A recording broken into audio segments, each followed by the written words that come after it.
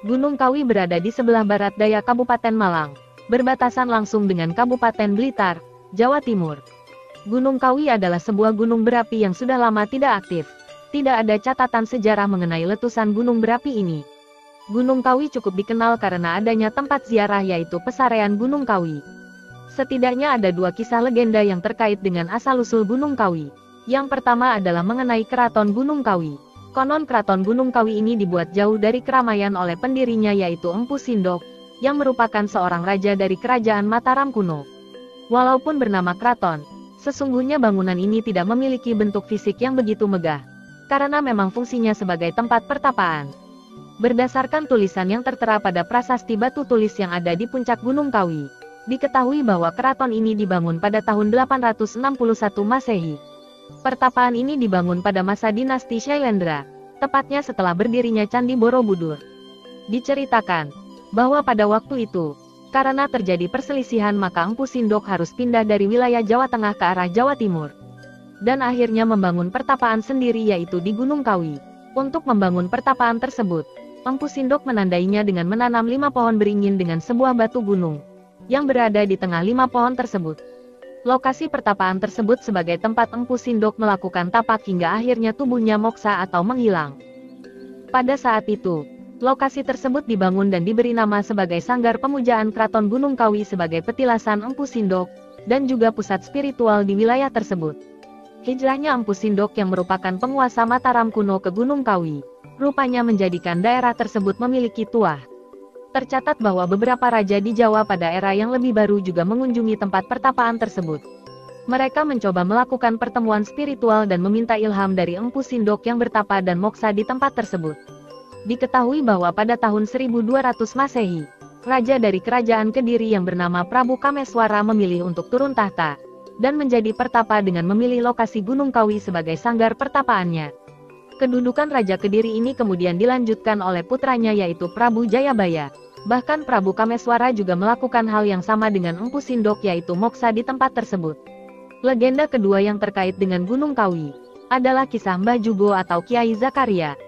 Dalam kisah sejarah, diceritakan bahwa dalam pengembaraannya ke daerah Jawa Timur, Kiai Zakaria II berganti nama dengan nama rakyat biasa. Hal ini mungkin dimaksudkan, juga dikenal dalam kisah pewayangan. Apabila ada satria yang sedang mengembara biasanya juga berganti atau mengganti namanya. Agar identitasnya sebagai bangsawan keraton yang konon sudah terkenal itu, tidak diketahui oleh orang lain terutama oleh penjajah.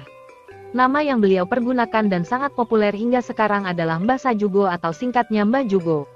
Mengenai kisah pengembaraannya menurut sebuah sumber dan telah menjadi cerita yang memasyarakat adalah sebagai berikut. Kiai Zakaria II dari Yogyakarta terus ke Sleman, Nganjuk, Bojonegoro, dan terakhir di Blitar. Sampai di sini ia terkejut, ternyata tempatnya berdekatan dengan kadipaten di bawah kekuasaan Belanda. Kemudian ia minggir ke daerah Kesamben sekitar 60 km dari kota Blitar. Kiai Zakaria II kemudian menetap di tepi sungai Brantas Desa Sonan Kecamatan Kesamben Kabupaten Blitar. Di desa ini Kiai Zakaria II bertemu dengan Pak Tasiman. Ketika ditanya asal-usulnya, ia pun was-was. Jangan-jangan kehadirannya diketahui oleh Belanda. Maka, ia pun menjawab secara diplomatis, tanpa menyebut jati dirinya. Kulo niki Sajugo. Demikian ia menjawab, yang artinya saya sendirian. Menurut penangkapan Tasiman, yang salah pengertian dikira namanya adalah Pak Sajugo, yang kemudian dipanggilnya dengan nama Pak Jugo. Akhirnya hal itu pun dibiarkan oleh Kiai Zakaria II, sehingga ia pun merasa aman dari kejaran Belanda. Sejak saat itulah ia pun dikenal dengan nama Mbah Jugo. Selanjutnya dikisahkan bahwa Mbah Jugo makin lama makin terkenal, makin dihormati, dan juga disegani oleh masyarakat. Karena, tentunya berkat kearifannya, kemampuannya di bidang ilmu agama, kemampuan ilmu yang dimilikinya, dan juga pribadinya yang suka menolong sesama umat. Mengenai masalah ini, ada suatu cerita yang menarik. Pada suatu ketika, terjadi wabah penyakit hewan di desa Sonan pada tahun 1860. Masyarakat panik karena penguasa Belanda tidak mampu mengatasi penyakit tersebut. Akhirnya, dengan keampuhan ilmu Mbah Jugo, wabah penyakit tersebut berhasil disingkirkan. Dan masyarakat semakin hormat pada Mbah Jugo.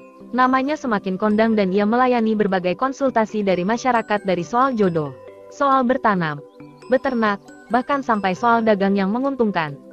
Semuanya dilayani dengan memuaskan. Sementara itu dalam kurun waktu selanjutnya pada tahun 1871, Raden Mas Iman Sujono bersama-sama penduduk membuka hutan di daerah Gunung Kawi. Ia kemudian membuka padepokan di Wonosari. Pada tahun itu juga tepatnya pada tanggal 22 Januari tahun 1871, Minggu Legi malam Senin Pahing atau 1 Suro 1899, Mbah Jugo meninggal dunia di Kesamben Blitar. Sesuai wasiatnya, jenazah Mbah Jugo dimakamkan di lereng Gunung Kawi Wonosari, yang waktu itu sudah menjadi sebuah perkampungan. Sepeninggal Mbah Jugo, padepokannya di Kesamben dirawat oleh Ki Tasiman, Ki Daud, dan sejumlah muridnya. Adapun barang-barang peninggalan Mbah Jugo yang masih dapat kita saksikan yaitu berupa rumah padepokan, masjid dan juga halamannya. Juga, pusaka berbentuk tombak, topi, alat-alat pertanian, dan 3 buah guci tempat air minum yang dilengkapi dengan filter dari batu. Guci itu dinamakan Zam-Zam. Guci ini oleh Raden Mas Iman Sujono diboyong ke Gunung Kawi. Adapun Raden Mas Iman Sujono kemudian menikah dengan salah seorang anggota Laskar Langen Kusumo, prajurit wanita dari Laskar Pangeran Diponegoro yang bernama Raden Ayu Saminah. Pasangan ini kemudian dikaruniai seorang putri cantik yang bernama Raden Ayu Demes. Setelah dewasa, Raden Ayu Demes dikawinkan dengan pengikut terdekatnya, dan juga pengikut terpercaya Raden Mas Iman Sujono, yang bernama Tarikun Karyorejo yang berasal dari Tuban. Pernikahan ini menurunkan 2 orang anak laki-laki yaitu Raden Asin Nitirejo dan Raden Yahmin Wiharjo. Keduanya sejak tahun 1946 dan hingga sekarang menjadi juru kunci pesarean Gunung Kawi. Akhirnya Raden Asin Nitirejo menurunkan 3 orang anak yakni Raden Ngantem Tersini, Raden Supoyo Doyono, dan Raden Sunardi Suryo Windakjo. Sedangkan Raden Yahmin Wiharjo menurunkan seorang anak laki-laki bernama Raden Supartikto. Raden Mas Iman Sujono sendiri meninggal dunia pada hari Selasa Wage, malam Rabu Kliwon tanggal 12 Suro 1805 atau tanggal 8 Februari tahun 1876. Jenazah Raden Mas Iman Sujono dimakamkan dalam 1 liang lahat dengan Mbah Jugo. Hal ini dilakukan sesuai dengan wasiat Mbah Jugo, yang pernah menyatakan bahwa bila mana kelak keduanya telah wafat meminta agar supaya dikuburkan bersama, dalam 1 liang lahat. Hal ini rupanya mengandung maksud sebagai 2 insan seperjuangan yang senasib sepenanggungan, seasas dan satu tujuan dalam hidup. Sehingga mereka selalu berkeinginan untuk tetap berdampingan sampai ke alam baka. Selain 2 kisah legenda Gunung Kawi tersebut, di Gunung Kawi terdapat sejumlah mitos atau misteri yang berkembang di masyarakat dan berikut adalah diantaranya. Mitos pohon Dewandaru yang terkenal. Konon usai melakukan babat alas, Eyang Sujogo kemudian menetap di area Gunung Kawi hingga akhir hayatnya. Adapun ia meninggal dunia pada malam Senin Pahing tanggal 22 Januari tahun 1871. Itulah mengapa para wisatawan ataupun peziarah banyak berdatangan ke makam Eyang Sujogo atau Mbah Jugo pada malam Senin Pahing yang bertepatan dengan wafatnya beliau.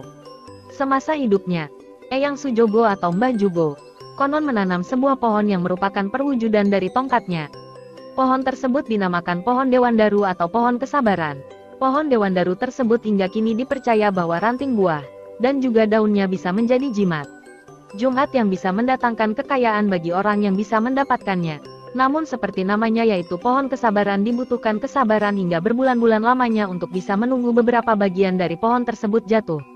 Kemudian, ada juga mitos mengenai air bertuah. Di dalam kawasan pesugihan Gunung Kawi terdapat sebuah kendi yang disebut berisi air bertuah. Banyak yang percaya kalau air yang ada di dalam kendi ini dapat menyembuhkan berbagai macam penyakit. Disebut sebagai tetesan dari sumur Zam-Zam.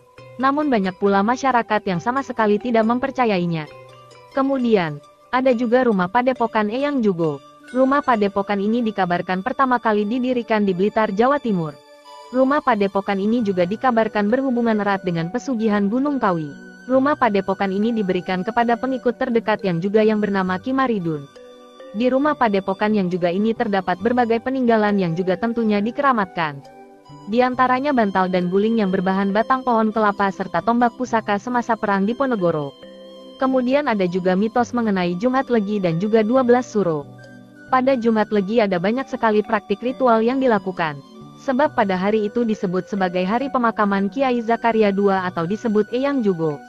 Sementara untuk tanggal 12 Suro merupakan hari memperingati wafatnya Raden Mas Iman Sujono atau Eyang Sujo.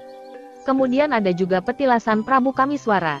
dengan ketinggian 700 meter dan berlokasi sekitar setengah jam dari makam Eyang Sujo dan Eyang Jugo. Sebuah keraton berdiri yang pernah menjadi milik Prabu Kameswara. Prabu Kameswara sendiri merupakan raja dari kerajaan Kediri yang beragama Hindu. Pada zaman dahulu, dikabarkan bahwa setelah sang Prabu selesai bertapa di tempat tersebut, beliau berhasil menyelesaikan politik di kerajaannya. Saat ini, petilasan Prabu Kameswara tersebut telah digunakan sebagai tempat pemujaan dan juga praktik pesugihan di Gunung Kawi. Dari cerita yang banyak beredar, saat melakukan ritual di dalam bangunan makam, tidak diperbolehkan adanya batasan yang negatif. Bahkan, disarankan sebelum memulai, orang-orang diharuskan membersihkan badan dengan cara mandi keramas terlebih dahulu. Adapun misteri yang terakhir adalah berkaitan dengan tumbal pesugihan, yaitu tumbal pesugihan Gunung Kawi. Sama seperti ritual pesugihan pada umumnya, pesugihan Gunung Kawi juga disebut bisa dilakukan dengan cara yang sederhana. Di Gunung Kawi selama 3 hari di bawah pohon keramat, para penziarah diwajibkan untuk melakukan tapa brata. Tapi untuk bertapa, orang yang melakukan pesugihan diwajibkan untuk terlebih dahulu melakukan mandi suci yang dipimpin oleh juru kunci Gunung Kawi. Tapi ketika mensucikan diri dengan cara mandi suci tersebut, masing-masing pelaku pesugihan harus melakukan kontrak mati atau kontrak gaib dengan penguasa gaib Gunung Kawi. Sungguh menyeramkan. Setiap orang yang melakukan pesugihan Gunung Kawi seperti meminta kekayaan 7 turunan harus menawarkan tumbal nyawa yang wajib setiap tahunnya. Hal itu guna melanggengkan kekayaannya yang diperolehnya dari pesugihan Gunung Kawi tersebut. Tidak kalah menyeramkan, konon setiap tumbal yang diminta adalah berupa kerabat yang masih memiliki hubungan darah dengan orang yang melakukan praktik pesugihan itu sendiri. Setelah semua ritual pesugihan dilakukan, daun dewandaru akan jatuh, dan pelaku pesugihan harus menyimpan daun itu seumur hidup. Sesuai dengan mitos yang selama ini beredar, daun dewandaru mampu memberikan rezeki, dan juga memberikan uang gaib setiap harinya kepada pelaku pesugihan Gunung Kawi. Itulah kisah legenda asal-usul Gunung Kawi dan juga terkait dengan sejumlah misteri mitos serta fenomena pesugihan yang ada. Terima kasih sudah menonton sampai selesai.